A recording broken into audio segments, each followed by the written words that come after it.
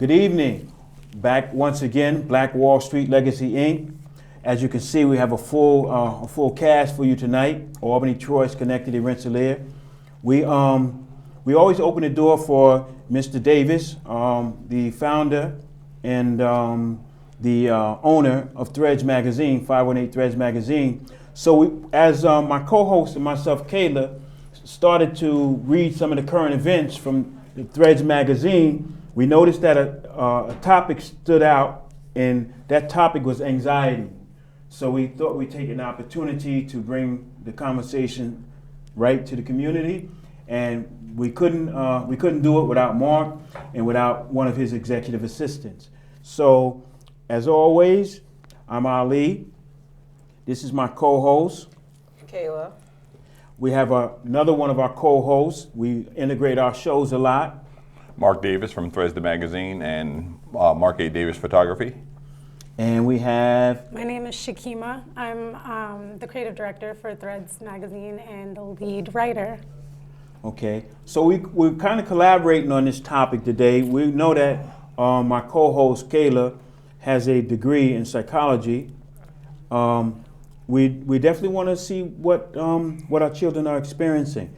So we're gonna let our guests lead the conversation.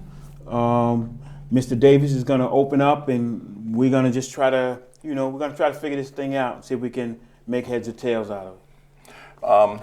When you contacted me about the magazine, it was kind of different for me because I've read the articles in there, and there's a lot of people writing about anxiety. We have 3 different writers now, and a lot of people are writing, and they're not necessarily writing about anxiety, but that's what it is. You know, a girl wrote a piece the other day, and Yes. it was hard hit. It was hard hit, and it had me like I need a drink or something. You know, it was pretty rough. And when you contacted me about it, I thought, wow, this is great. And I know one of our writers, Shakim, our lead writer, she writes a lot about anxiety, and you know, because, well, you tell me. Yeah. So basically, I go through anxiety myself. Like I said, I noticed I started getting anxiety probably before I had kids, but I noticed it became bad when I started, once I had my children, because obviously it's just not yourself anymore. You have other people to worry about, so that just adds to. I feel like anxiety is really a feeling of being overwhelmed. You get what I'm saying? I feel like I can draw it better than I can explain it, because it's just like it's what goes on in your body. It feels like everything is everywhere, you're everywhere. That's how I perceive it anyway. But I think a good way to, what's the word I'm looking for? A good way to cope with anxiety for me was to write.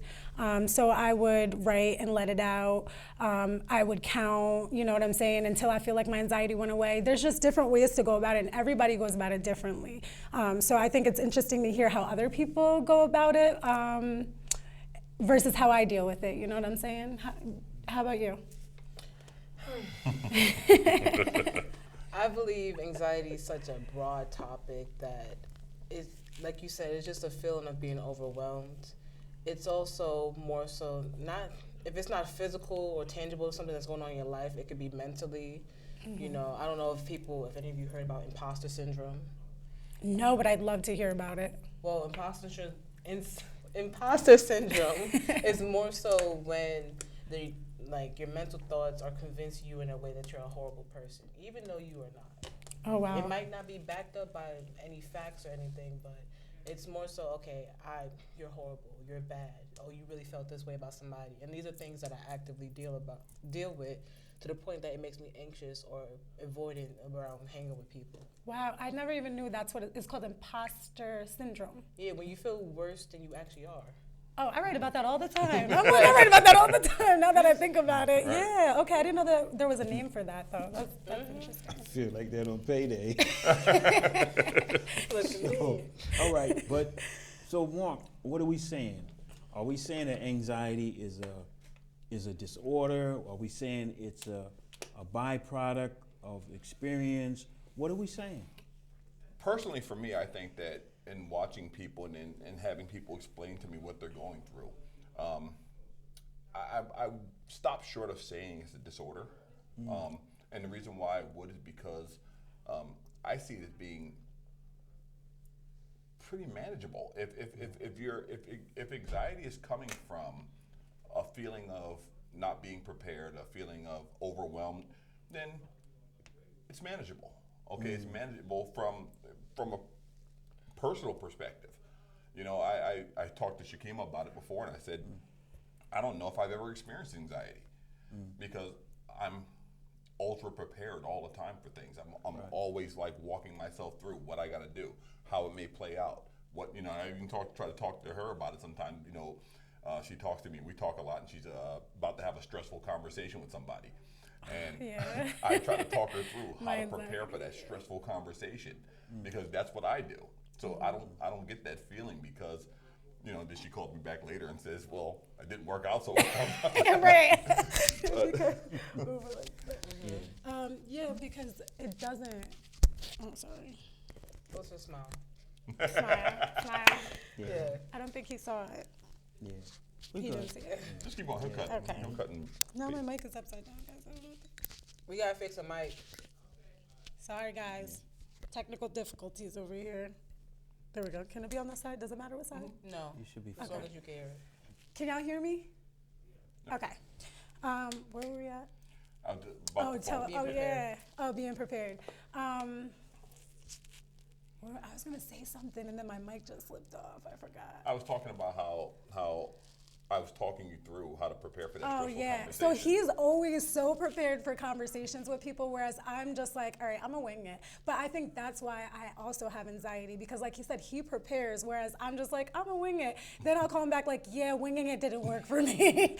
And he's like, see, I told you, you should have, prepare yourself mentally. You know you're about to have a stressful conversation. So think about what you can do, or even if they say something that might trigger you, how can you react so that you don't feel so overwhelmed and stuff. So it's just like, I feel like everybody's different, but he's right. Being prepared is important for especially having like stressful conversations, I feel like. Because it's like, I don't know about you guys, or do you have children? You guys have children? So like, I know for me, it's different to have a conversation with my children than it is a different person because I can handle that.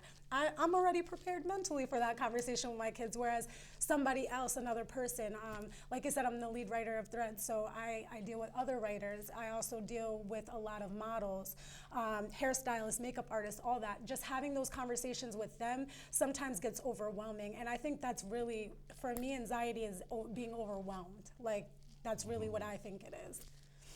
Well, to go back into what Mark said, it can be both ways. You can think so much about your future to be prepared that you make yourself anxious. Oh, yeah. I didn't So even I think feel of like that. I feel like I do that. I overthink a situation, and more so I have to tone myself back, like just relax. It'll go a different way. Even when like we're filming here, it's like I might be anxious about a conversation, then I end it. He's like, "That's the best show we ever had." Yeah, something like Love that. that. So it's really personal. Yeah, I think Yes. anxiety it depends on the person because everybody doesn't have the same anxiety. Like you said, yours could be different from mine. He don't really have it. It's a byproduct Yeah. of the environment. But it can only be one anxiety. It can be different things that bring on anxiety, Yeah. but it can only be one anxiety, right? I agree. Yeah. I mean, I'm asking. Yeah. Yeah, but there's different things that trigger that anxiety. So that's why. Okay. Yeah. So, I'm playing baseball. I fall. I scrape my knee. I'm going to experience pain. Yeah. The pain is a result of me falling and scraping my knee. Yes. You see? Okay. So the pain is the pain. Right. It may be a different type of pain. Right. A sharp pain, a dull pain, a long-lasting pain. But it still came from me scraping my knee.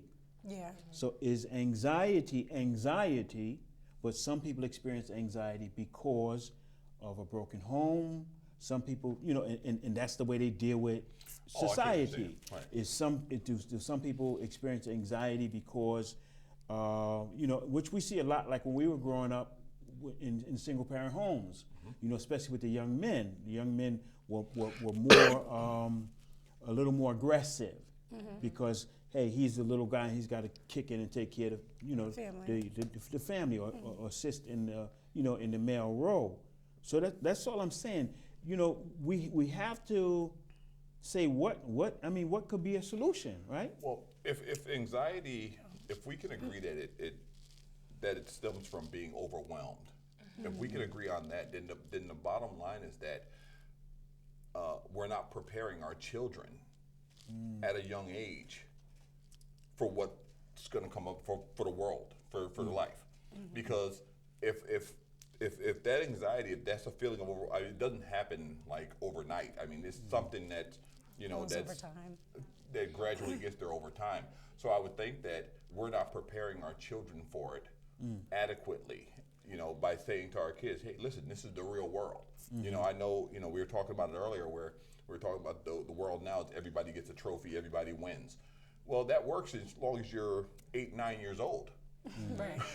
When you get to high school, you find out real quick everybody's not a winner. Right. Right. Okay, and you're not getting a trophy for just showing up. Right. So when we taught you that everybody's a winner, everybody's gonna succeed, and now all of a sudden you figure out that's not the truth. Well, how do you deal with that now? Right. Right. How do you deal with that? That's and that's just a small example. I mean, but this spills over into other aspects of life. Right. When you start dealing with bigger things, when you start dealing with grief from death and things like that, Yeah. you learn the world is not rosy. Right. Right.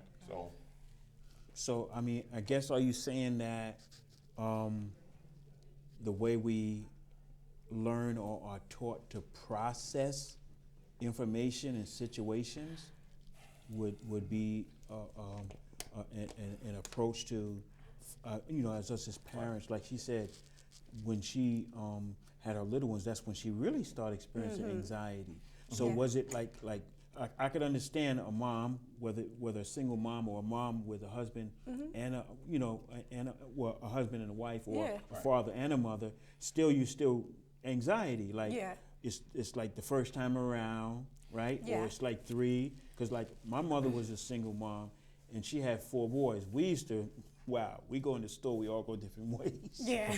She used to stand there not knowing who to get. Right. Right. Which one but do I was I get first? Yeah. Right, but I was the oldest, so she finally realized, no, he's the oldest. No, you come here. Right. You go get. Yeah. You go get him. And she snatched the little one because she knows that the older ones usually play together. Right. So I mean, is that like some processes that we should develop? Well, the processes we should develop are actually already out there. Things like, I know things that shaped me from when I was young. A book called Reality Therapy by Dr. William Glasser. That shaped me growing up because it's dealing in what reality is. Mindfulness, that whole understanding of getting in touch with yourself. Those tools are out there. One of the things that I live my life by is radical acceptance. I'm a big one. If I can't change it, oh well. Right. I do what I can, but if I can't change it, so be it. Right, like it's okay to be those are powerless, principles, and those are teaching. They're teaching these things out there, and those are ways to cope with, anxiety, deal with those things, because it's really bringing you in touch with you. Right. I think. Oh, go ahead. No, go ahead. I think a good way to cope with anxiety is, for me, I created a journal. So journaling, writing out how you're feeling, what you're feeling in those moments, what's triggering you to feel anxiety, stuff like that. I feel like all of that is important, because if you don't know what your trigger is, it's like how are you gonna stop that feeling every time something happens to you? Or, you know what I'm saying, when it reoccurs, it's like, how am I gonna stop the feeling of anxiety? And if you can think, or if you can count, or whatever works for you, if you get fresh air, something, it could be something little, it could be something big, but to do something about it. I feel like my parents never taught me about anxiety. I didn't know what it was, like I said, until I had kids. They never said, oh, you know what, Shakima, this is what anxiety feels like. This is what you're gonna go through. Nobody told me that. So the first time I'm feeling it, it's like, whoa, my heart is heavy. I feel like I'm having a panic attack. And I think I first felt it, I was a med tech, so I was passing out meds, and there's a long line, and I'm like, whoa, this line is getting really long. Like, whoa, I gotta hurry up, but I don't wanna hurry up and rush and mess it up. So that's when my anxiety started to build, and I'm like, okay. I also started realizing things like caffeine trigger that. There's just different things. Caffeine is a big one, and I was huge on drinking coffee. I started drinking decaf recently because I realized that if I drink a cup of coffee And after every time I drink a cup of coffee, I become irritated. Maybe I should stop drinking. Yo, you're funny for that. She said irritated. Yes, I drink the agreed. coffee, I get irritated. Maybe I should stop. Maybe No, I should because chill out. it's not like a angry irritated. It's more so I feel like I should be running a marathon, doing so many things, and it makes you Yes. anxious if you have like a desk job, like sometimes I do. It'll make you anxious, feel like you're not doing something. You're not doing enough. Yeah, I agree. Caffeine is really huge. It really, that's, Well, what about, I was watching this show, and the guy was talking about like foods that we eat. Because I guess foods could have. you are what Yes. you eat. You Right. are what you So eat. he was even talking about the chicken. We know in our urban communities, for lack of better words, right? For our urban community, we know that we eat a lot of chicken. But he was saying chicken is not an actual animal. It's a GMO, genetically modified animal, because they took one hawk and mixed it with another bird, and that's how you got the chicken. So that's why he said chicken causes cancer. Yeah. So, and then what do? We just rest, and we might as well build a tent outside the McDonald's with the chicken, right? Yeah. So, I mean, is it like the fast food diet, not to home in on any one particular business, but is it the fast food diet I that don't plays know. a... See, I don't know if I really don't like looking at things from that perspective. I really don't, because for me, You smoked that chicken, right, Mark? yeah, I'm gonna smoke that chicken. I'm gonna smoke that chicken. But for me, I'm the change. I'm the catalyst of change. Everything, the way I perceive things is the way things, I can change the things. I'm not gonna, I know what you're saying about caffeine, how it, makes you feel anxious or whatever the case may be. The bottom line is, this is mine. I own this, so I have to look at and change it. So, if caffeine makes me anxious and I'm already a little bit, then, like you said, I might have to cut I might back. have to cut back and do Decaf. something. And I felt better since I experienced less irritability and stuff like that. So I'm like, okay. Right. But does the decaf do it for you still? Yeah. Okay. But I think, see, for me, it's all a matter of perception. When I'm looking at things, when I realize that something's going on that I have no control over, I'm done. I'm good. I'm good at that point. Listen, I did everything I could. I can't do any more. Back off it. Let it work. Let it do what it does. Right. I'm done with it. So I think that we have to understand that we have to make those adjustments in how we're perceiving things, and even with things that we have no little control over, like if someone's yelling at you or someone doing, I'm like, whatever, you seem upset. Just change how you're going to react to the person. Right. Because, yeah, So it's all about me changing, your not response. worrying about what you are. And I think that sometimes when people are going through anxiety, I think that sometimes they're waiting for the stimulus to change. I agree. The situation is I Right. agree, because They're waiting for the I'm really situation like to that change. too. Right. Rather than going out saying, no, I'm going to change the situation.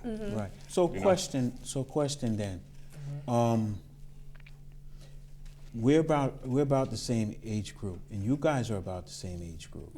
So I'm kind of like Mark. I mean, I did all I can do, no matter what it is, whether it's the water tank, what I'm saying, not working, whether it's the landlord saying, hey, you got to do this by this time. I'm still working toward it, but I've done all I can do, and I feel like I feel okay because I've done all I can do.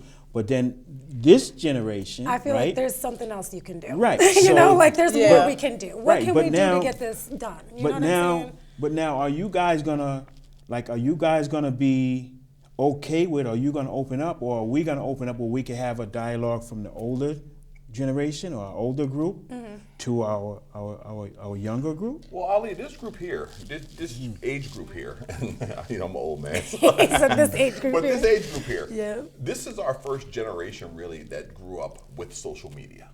Okay, this is our first group that, and We're I in believe, between. I think social media has a big thing to do with this, with the cell phone and all that. I think that has a huge thing to do with it. It's almost like they expect everything to happen immediately.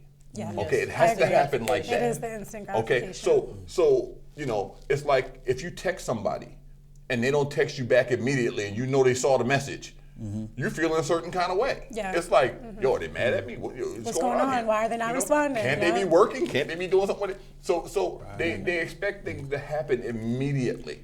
And because that's not the real world, and you have no control over it, It drives us crazy. it drives you it drives that It drives us anxiety. crazy, yeah. So I think social media is driving, and I shouldn't say just say social media and the cell phone, and having access to everyone all the time. Yeah. Okay, I think that drives a big part of this. Yeah, I agree, because also our generation is kind of that generation where the cell phones, we were carrying them to school. You know what I'm saying? Like, we were, like you said, we always have our phones on us at all times. So it's like, you know what? If this person's not texting me, I wonder why they're not responding right now. Are they mad at me? What's going on? Then you start thinking, overthinking, and that's where the anxiety starts coming in. Sometimes, I don't really care if people text me back right away or not. That's just like a little example. But I feel like we do expect instant gratification. We expect a response right away. We expect a solution right away. And I think that's why I end up with a lot of anxiety, because I'm like, you know what? I want to get this done. I want to get this done and that. Oh, I want to get this, that, and that done too, all in the same aspect. I want it done by tonight. Like, it's not realistic. We got to be realistic with ourselves. We're not realistic, I feel like. And that's why I feel like I have anxiety. I don't know. I feel like that is part of like why social media causes anxiety, but it's also because we know everything at once. Like, I'll wake up in the morning, even though I don't suggest nobody doing this, but I still do, because it's just a habit. I'll wake up in the morning, I'll check my phone, everything that's going on in the world. You know on it right Facebook. away. It's like the first 5 posts. I'm like, 10,000 dead here, a bomb blew up there, missile strikes here. I'm like, Now that's setting the tone for the day. So it's like, that's one reason, even though it's probably bad that I stopped watching it, I stopped watching the news after a while for COVID, because it was hard to digest all that. And I feel like it wasn't helping. And like, I'll go back to my mom's house. She watched the news live. I believe it's News 12 in the city. And it's so much that goes on. And it's little great things about the city that are reported. Well, you know what? Honestly, now that I hear you, and when we're talking about social media and you just knowing everything all the time, Yeah, right. it's got to be overwhelming for your sensory. Because if I grew up like that, knowing all the bad stuff that was out here in the world, I might be anxious. I might have anxiety. Sensory You know, overload. if I grew up knowing that every single thing we know everything that happens in every corner of the world, so the world looks like a really bad place to us. But it's not even that we know everything. It's just we know people's perception of what they think happened. So then that alone gives us our own, like, oh my goodness, you know what I'm saying? Like, oh, this is bad happening in the world, and now this is what it is. And it could be something completely opposite. It could be something good that happened, but yet we're only getting the bad parts of it. Well, so. you're not getting news now. What you're getting is our opinions. Opinions, yeah. Okay, so even all the news stations that you watch, all the articles you read, you know, I like to say, and this before you guys talk, so you're not going to, but Ted Koppel, those guys are gone. Those guys that just reported the news. Now everyone's got, well, How do you feel? How do you feel? They're talking about how they feel about it. You know, well, this is slanted this way, this is slanted that way. No, I just want the news. I can make my own decision on what it is. Right. So when you're getting that kind of sensory overload over time, for a long period of time, it might play some tricks on you. It may get you anxious. Yeah, but the question is, like, how do we stop it for the next generation and the next generation? Like, I know you guys are a generation above us and stuff like that, or maybe two. But, you know, I don't know. I don't know how you guys say you guys don't have anxiety. You know what I'm saying? Whereas we're like, nah, we got it. Open with it. You know what I'm saying? We're accepting it, but now how do we, get over that?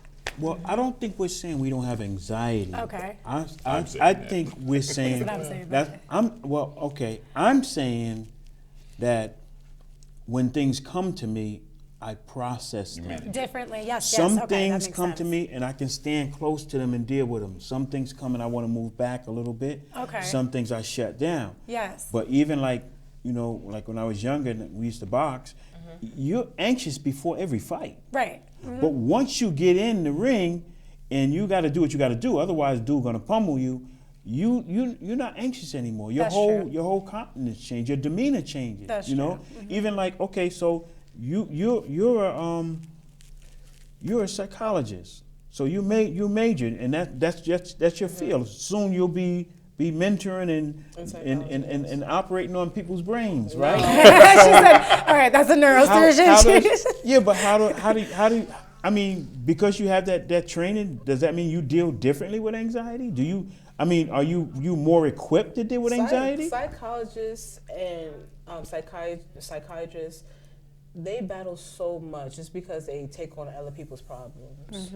So in a way, I'm not a psychologist. I studied psychology. Do you play one on TV? Huh? Do you play one on TV? People think that you just sit on the couch talk about problems, but no, Yeah, it's in so many different fields of psychology. But I feel as though with anxiety, it's so unique to the person. It's so many avenues. We're talking about being prepared and how we process it, but there's some things that happen to people that they just can't simply process. Right. That's traumatic. Well, yeah, I worked for the Office of Children and Family Services for 34 years. I retired from there. And I worked hand in hand with a lot of psychologists. And we worked with at-risk youth. And the trauma that they've experienced early on in life lead to the anxiety. I mean, just simple things. If you're a baby, and you cry, no one comes and picks you up or changes your diaper. Oh yeah. Okay, that's going to affect Like you. their attachment styles. Right, that's going to affect you years later. That's what is it? Trust versus mistrust. You're not going to trust. Yeah. Okay, so you're going to look at the world a totally different way. So, just that alone kind of shapes who we are. And Shakima talked about, how do we get our kid, how do we break the cycle for our kids?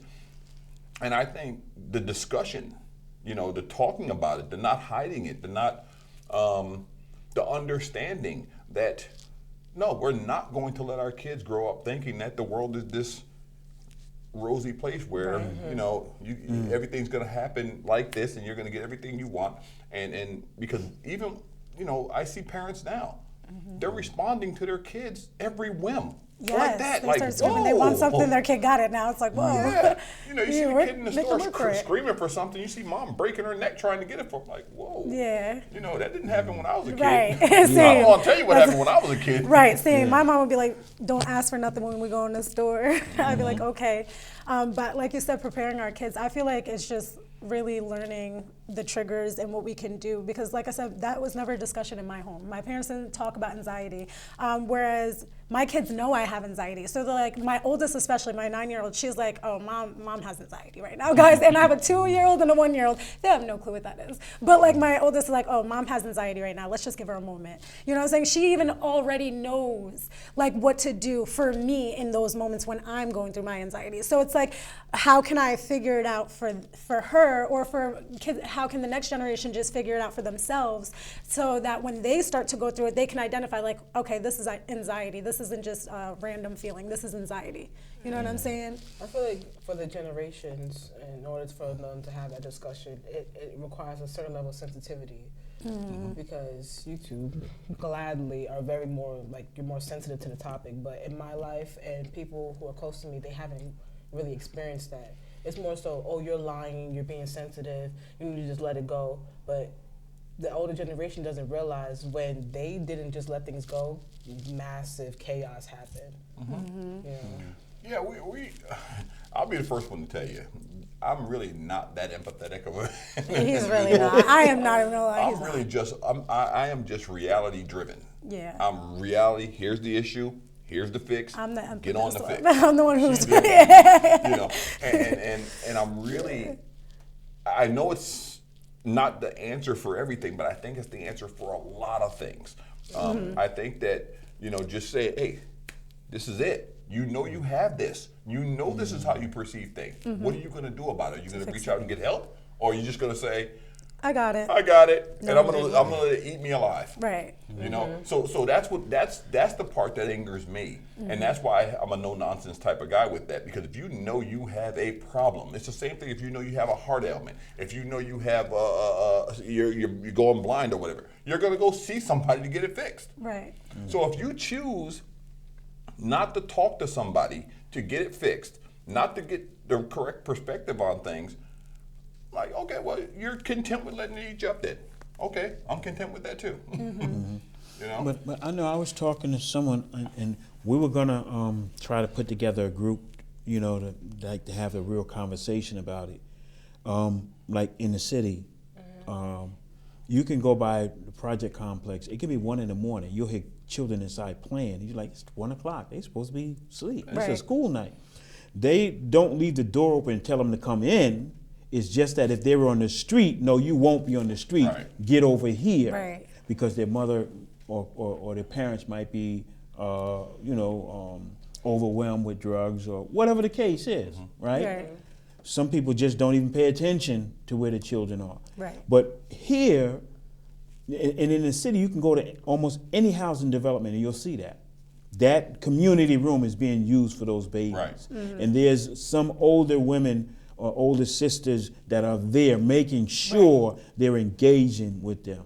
Here, we don't have that. We really don't. I know we did have quite a few people that I know, quite a few sisters that I know, that used to always try to have something going on for the children, but that could be something that we could take advantage of because those funds are in the budget. Yeah. You know, it's not that you have to reach down; they come through HUD off of each unit, right? So that is something that I would like to do, because when I hear about problems, I mean, I guess I'm similar to Mark. He's got a style and I got a style. Yeah. But I don't think we're far apart. I think I'm similar.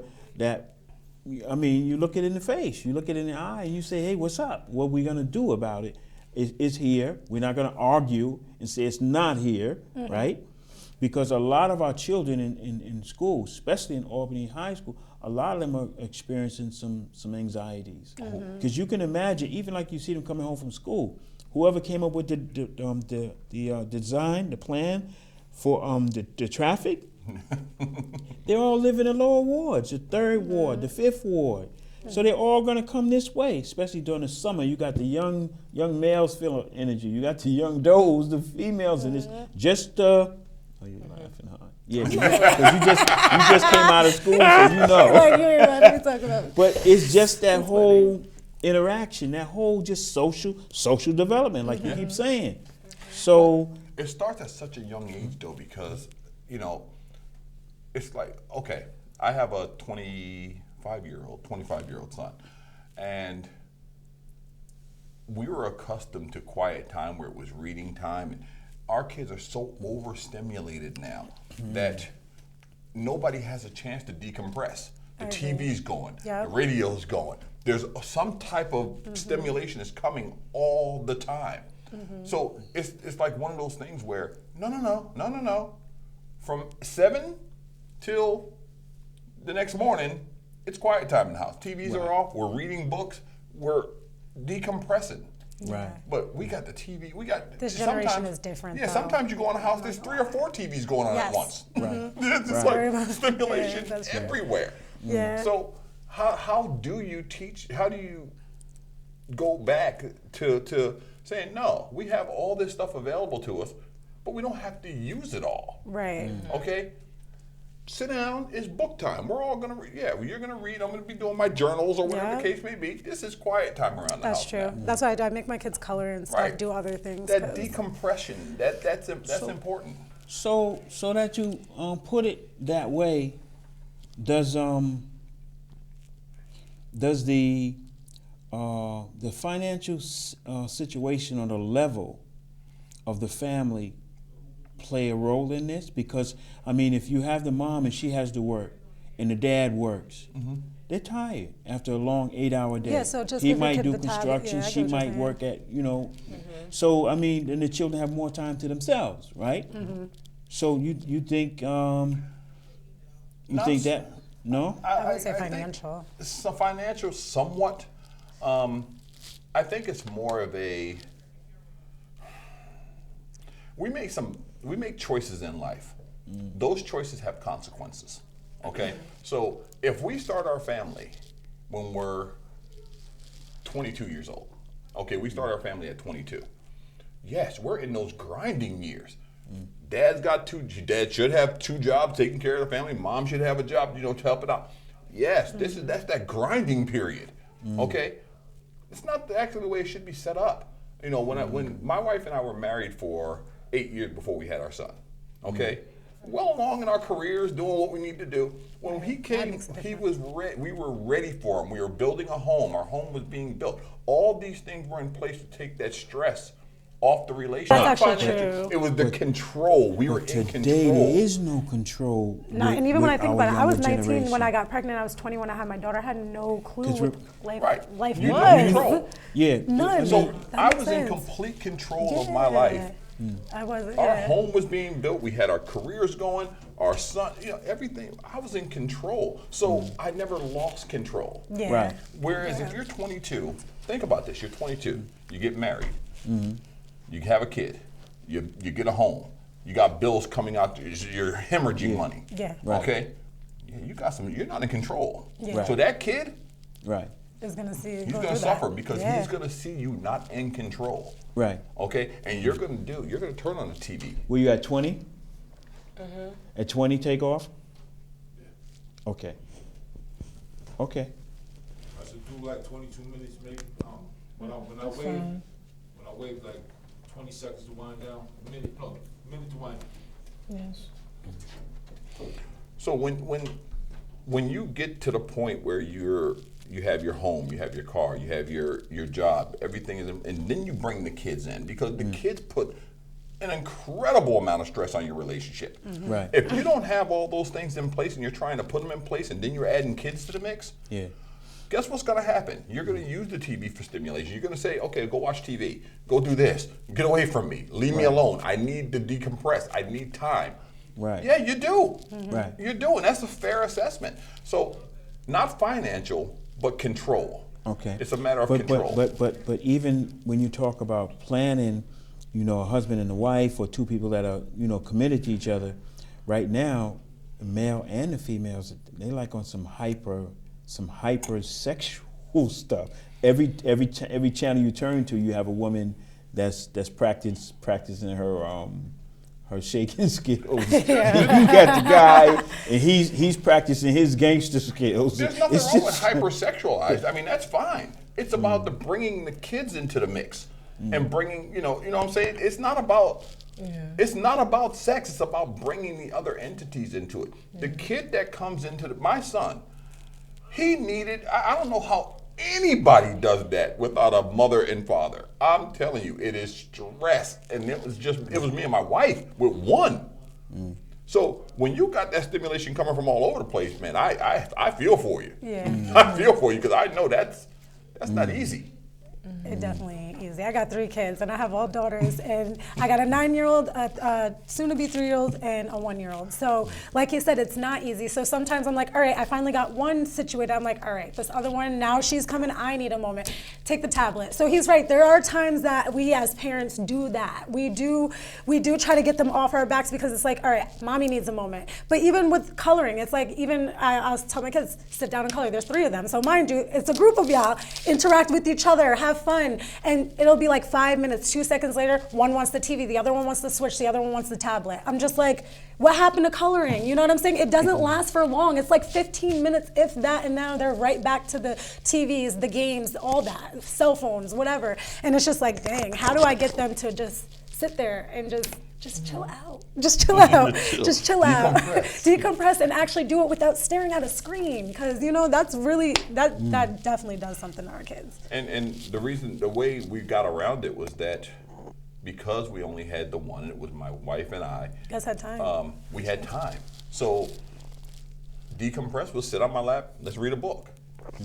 And we'd read books, and he'd read books to us, and he wanted to read, so it was things like that. So it wasn't the TV, it wasn't the tablet, it wasn't the cell phone, it was actual person-to-person interaction that actually, I believe, that actually molded and shaped who my son is.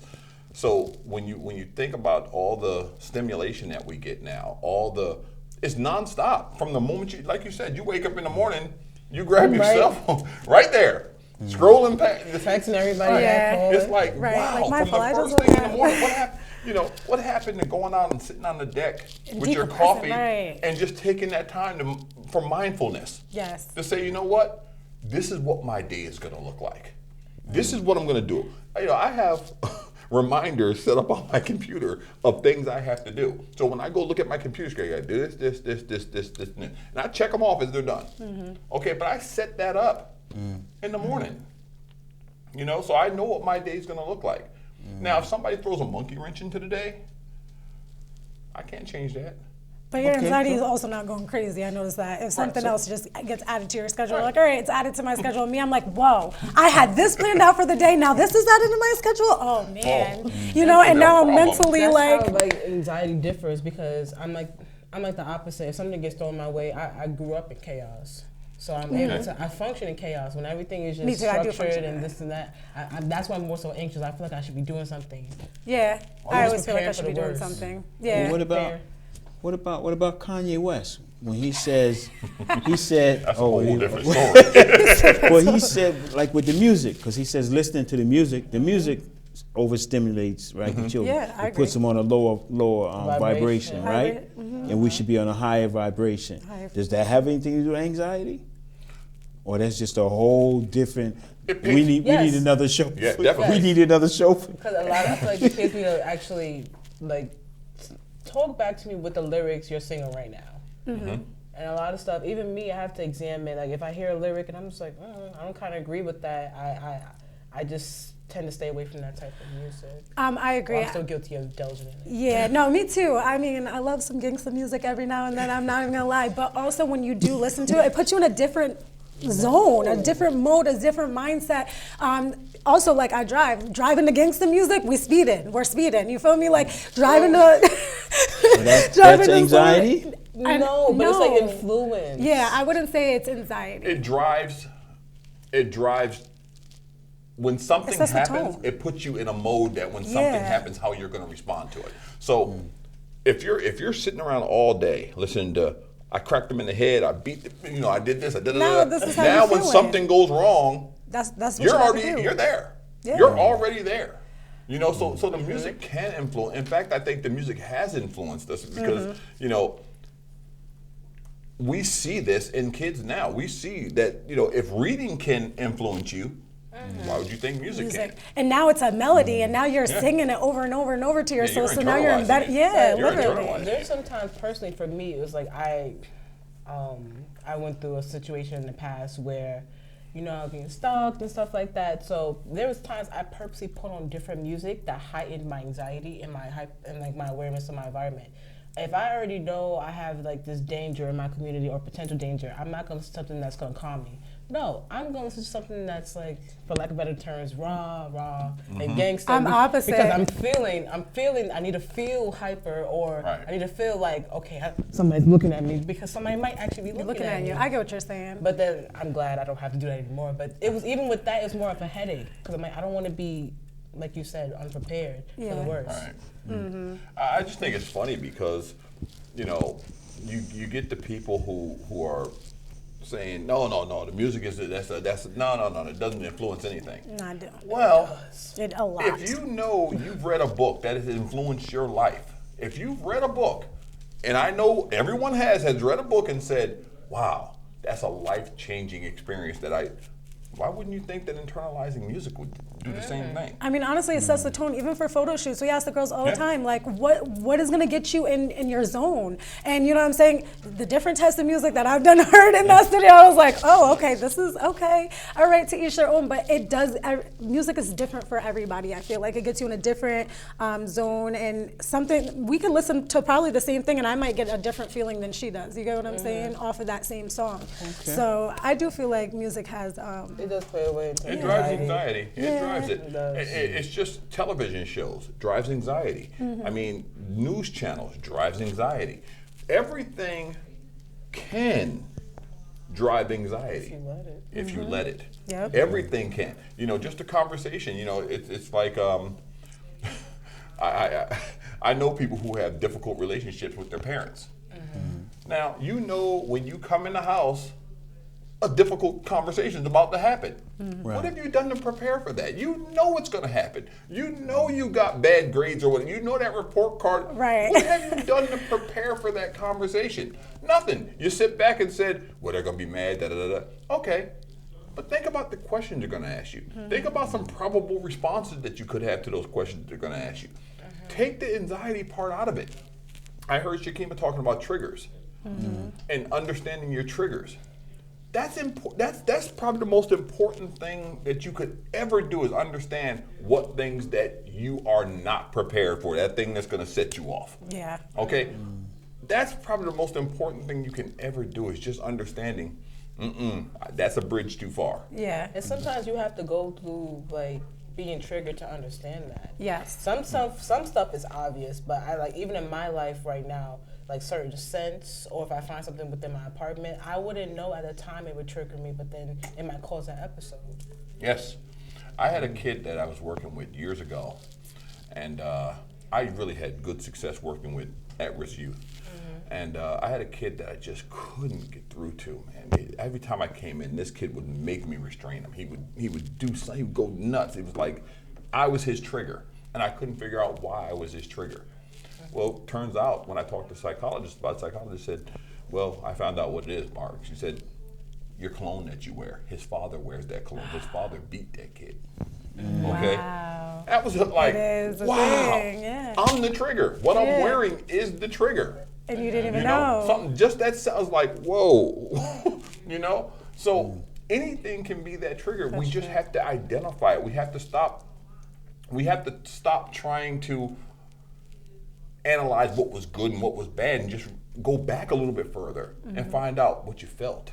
So like I said, I have a guided journal. So in one of the chapters of my guided journal is inner child. And I feel like that's really big. You need to go back and visit your inner child and really figure out where things went left or even where things went right. By doing that, you'll figure out like exactly why you're the way you are, I feel like. Yeah. I mean, I know why I'm the way I am. I got a lot of beatings when I was a kid. I was a bad kid, though. And you ain't have no anxiety from them whoopings? No, because you know what? I didn't because every whooping You I knew- got, I you knew you deserved it. I was a deserved bad kid. He said I deserved it. I deserved every whooping I got. There was not one. I look back on the whoopings I got. Yeah. I can't think of one time where I was treated unfairly. You know what? Honestly, I feel like once you get older and you start to reflect back on your life, you're like, you know what? I get why that happened. Yeah, I get why that. I get that. And that's when we start. If you can do that at a younger age, that's when Even you can better. start addressing your anxiety. When you can start looking at things from a realistic perspective. Yeah. Like, hey, wait a minute, that was wrong. That was real wrong. You know, and our parents didn't have the skill set that maybe we have to be able to deal with our kids in a different way. So their way of dealing with was the strap. You're gonna get whooping. But that's their only way. So even taking a realistic approach to that, understanding the limitations of your parents. You know, they have limitations too. They were, you know, one generation removed from, you know, getting beat down in the street. Yeah, that's true. by cops, you know. That's true. So they're one generation removed from that, and you know, your parents are those people. So you know, we didn't. You Yeah. know, And we also have to be mindful that our parents, when we were younger, were learning just like we're learning now. Like Yes. now that I think about it, I'm like, my parents were my age, how like what I am with my kids. Dang. Yeah. You know what? I got to give them a little because this is a little rough. You know what I'm saying? I get what you guys got to do with. And the more you have, yeah. And teenage pregnancy. That's another thing that drives anxiety. Think about that for a minute. Honestly, I had my son at 30, and I was just barely prepared to deal with having a kid. Yeah. 19, 20, 21? You ain't prepared to put somebody all. before you. At all. You don't even know you to You don't even do know that. you at that Right. point. So there's anxiety. There's Yeah. more of it. That's you know, and not just from a mother's perspective, from a father's perspective. That's anxiety for him too. What am I supposed to do? A father? I'm a boy.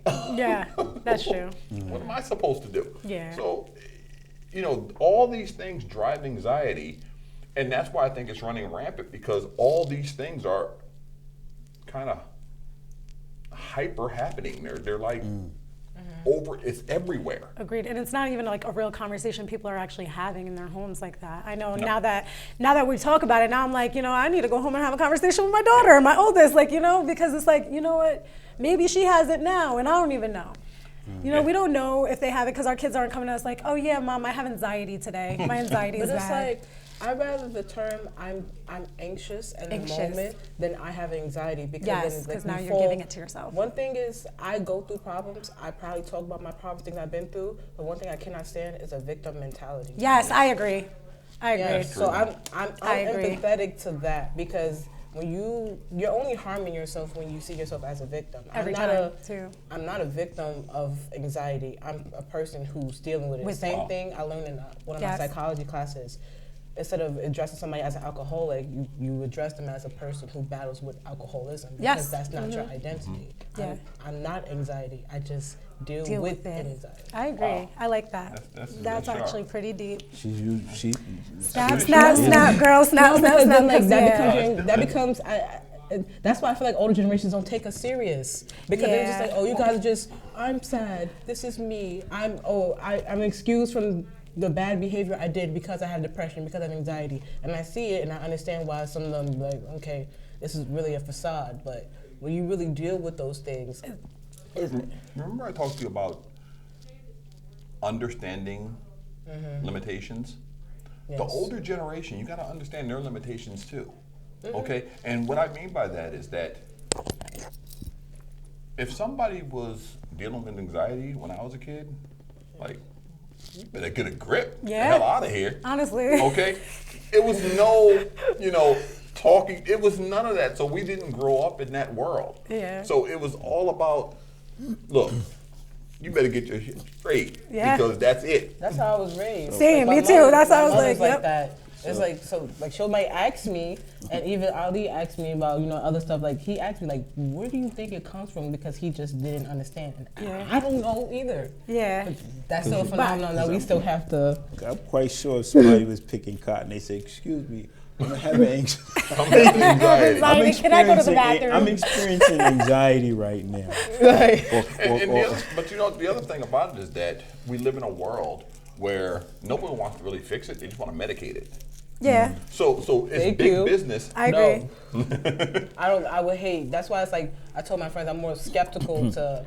I don't want to go through like psychotherapy, because that's where more so you'll be prescribed stuff. I just want to talk to somebody. Yeah. Right. But see, what they want, the business of it is medicated. Like Prozac Yes. and Okay, stuff yeah, like that. that's the business of it. The business of it is medicated rather than deal with it. Okay, Yeah. so a lot of understanding is because of ignorance, and then a lot of it is for money too. So no, we're not going to teach people to deal with this stuff. We're going to teach them to take our medication so they don't feel it. But also some of it is unlearning what we already learned too, because not what we were taught was right. Because now that I think about it, my parents were my age. I messed up a lot as a parent, if you ask me. You know what I'm saying? I'm human. You know what I'm saying? And when I think back to them, it's like they wasn't right in everything that they taught me. You know what I'm saying? So now it's like having to learn the things that they taught me, but kind of like Did you say they weren't right and everything? not in everything. No, you ain't either. You think you're right every time? Yeah, he said. Yes. See, that's y'all generation's issue. Okay, no, I'm okay. just kidding. But you know what? No. Now you we know, differ because I'm wrong sometimes. I'm wrong know a what? lot of times. He said, okay. You know what? I am right all the time when I'm dealing with when I'm dealing with my son when he was that age. Yeah, okay. That makes because sense. because the bottom line is, I have the experience to make better decisions than you have. Yeah, Okay? at that time. Yes. So in that.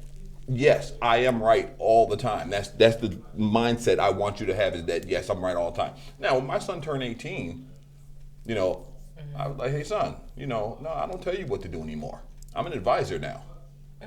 You got to put what I taught you to use. I'm an advisor. I'm no longer do this. Okay? So Yeah, I think that we need to understand that even though your parents may be wrong, they are right. Well, I wasn't saying They they're are. wrong. I'm not saying that they're Yeah. that they're wrong as a like they raised me, but Wrong, yeah. and the way sometimes my parent handled situations or treated me, that was wrong. And I remember I talked to my mother about it, and you know sometimes y'all generation have memory loss. Right, sometimes. I was like, Mom, I got older, and now I understand, and I forgive you for treating me like that. Yes. Because now I understand what you were going through at the time. She's like, what? I don't Oh, so remember you that. understand I didn't her do that. limitations. I'm like, okay. Right. So you Well- kind of just got to let them have their Okay. little. It's just not the way they, again, it's a matter of perception. Yeah. Okay, Yes. that's the way you perceived it. It's not necessarily the way it was, baby. I mean, No, it they tried was. their best. It That's how I was. look at No, it. what I mean by that Because is, it was done to me. no, So I can no. only perceive it in one way. Right, you're Right. perceiving it that way, but I'm talking about her saying no, because that's not the way she perceived it. Or Yeah. if she don't remember it. Yeah, that's their it's not- generation. Not convenient. She don't argue it. She's just like, that ain't happened. I'm like, I'm only 23. I think I'm gonna know. It's Yeah. only happened maybe 10 years ago. So it's like, you know, Yeah, I you're accept funny. my parents' faults, even like Me my too. father and stuff. He talks about his faults, and He does? That is actually pretty nice. Then your family talks about like where they messed up at. I don't talk about mine. they I started. don't Like I'm adult now, and they're starting to do that. Oh, I love that Where I for can you. Your relationship I love is that for changing you. with You're them. building something. Yes, I love- had yes. something with my mother You're doing last good. last summer that it was really anxiety driven. It was very explosive, and I just spoke to her as an adult, and she said, "I'm sorry," and it just feels so good. Yes, I can't Wow. lie. That. My mom has apologized to me before a couple times, and honestly, I take those because it's like that feeling of like, you know what, I was right. I was right No, the first time. because even I feel like even with that fueled my anxiety because I feel like even when I got into something with my parents, I felt like I always had to apologize first because they're the authority figure. Yes, So even agreed. if they did something wrong and I did something wrong, they're my parents, so Okay. I'm really wrong, and that's not true. Because then you grow up to be a people pleaser, and then Yep. you. I Okay, say agree. if I do something right now, but you did something to me first that was more horrible, I'm gonna be more prone to apologize to you because I did something. So I'm a serial apologizer. I'll apologize for everything because I don't. It doesn't bother me to apologize. It's hard. Something it's like not that, but it's like apologize it's more so you for feel the me. pressure. Oh, you need to apologize. You're what- wrong if you don't apologize. No, what I'm doing is I'm Yeah. not apologizing because I was wrong. I'm apologizing person feel because better. that's not the way I wanted you to perceive it. Somewhere the communications got mixed I like up, that. and you didn't get what I was trying to give you because I'm not trying to hurt you. Right. So somewhere it got crossed. So yeah, 2 minutes. So somewhere it got crossed. So I'm trying to say, when I say I'm sorry that you perceived what I did in that manner. So he is sorry for what he did. He's sorry that you took I'm sorry you felt like that. right. No, that's awesome. Yeah, I feel you, girl. I feel No, you. not I'm sorry that you feel, not that you, I'm sorry that you perceived it that way because that wasn't my intention. Intention. Yes. I Okay, do that that. makes sense. I like that. Right. And then That's I better. apologize for because even if it's not my intention, I still in a way made you feel uncomfortable. Right. So I'll Exactly. apologize for that. Right. So Kayla, what do you think? You think we should have him back? I mean, Yes. we need I think to, we gotta come back because I ain't We done. need a part 2 conversation. Facts, we got- So I ain't done yet. I ain't done. We gotta come back. Okay. So, you know, like always, we appreciated you. Why don't Glad to you be here. why don't you take us out? Black Wall Street. Oh, Wanna yeah, take go us Where out? can you guys at? Social media wise. Mark Davis at threads.com, markadavisphotography.com. You can find me anywhere on the net. If you can't find me, you ain't looking. Yeah, Facebook. I have a couple different things that you can find me on. You can find me on Threads online. I'm a blogger. You can find me on Facebook, Shakima Cochran Creative Services. Can you spell it? Yeah, that's pretty long though. But yes, SHAK, 2 E's, M as in Mary, A. Last name Cochran, COCHRA, N as in Nancy, E. Creative Services. That's how you can find me. Yeah, got through anxiety real good. Did you just plug your mother in there too? And as a so it Nancy? works. All right. Oh, I always say that. That's automatic, but I didn't do that on purpose. Plug mom. Did you plug your mom? Albany, Troy, Schenectady, Rensselaer, we appreciate you for hanging out with us again. Black Wall Street, 518 Threads Magazine, my co-host Kayla, and our other guest, Shakima. Maybe Thursday or Sunday we'll discuss.